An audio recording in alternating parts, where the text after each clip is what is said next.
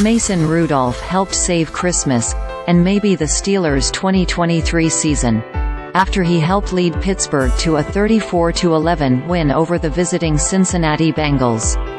Pittsburgh's backup quarterback threw for 290 yards and 2 touchdowns as the Steelers snapped a 3-game losing streak.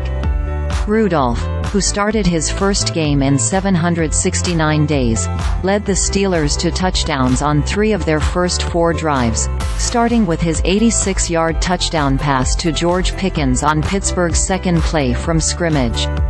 Touchdown runs by wideout Calvin Austin III and running back Najee Harris extended the Steelers' lead. Pittsburgh's last 2 touchdowns of the half were set up from takeaways by the Steelers' defense. Patrick Peterson's end zone pick helped set up Pittsburgh's second scoring drive. They then parlayed Eric Rowe's pick of Jake Browning midway through the second quarter into Harris's 5th touchdown run of the season. Down 24-0 at halftime, the Bengals briefly made things interesting on Browning's 80-yard touchdown pass to Tee Higgins early in the second half. But Pittsburgh quickly countered when Rudolph hit Pickens on a back-breaking, 66-yard touchdown that essentially ended the game. Here's a bigger breakdown at what happened in Pittsburgh. Pittsburgh dominated in all 3 facets. It started, though, with Rudolph, who on Saturday night became the first Steelers quarterback since Ben Roethlisberger to throw for at least 250 yards and 2 touchdowns in a game.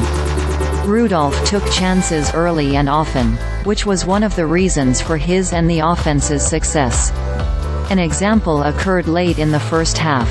Instead of sitting on a 21-0 lead, Rudolph hit Pickens deep for 44 yards that set up a field goal, increasing Pittsburgh's lead at intermission. It was also a great night for Pickens, who went over 1,000 yards for the season after catching 4 passes for 195 yards. Pickens feasted off of 1-on-1 coverage all night. Pittsburgh's offense parlayed its defense's 3 turnovers into 17 points. Speaking of the Steelers' defense, the unit confused Browning by playing zone coverage instead of their usual man.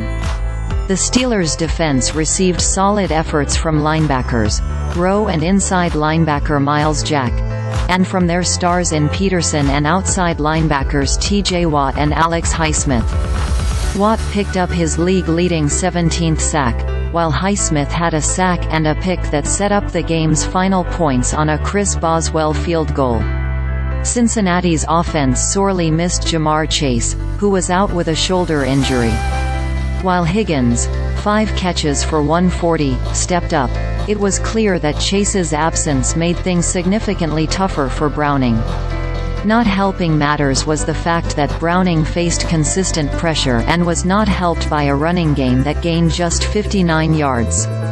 Browning didn't help his cause, though, throwing several ill-advised passes that included Peterson's end zone pick.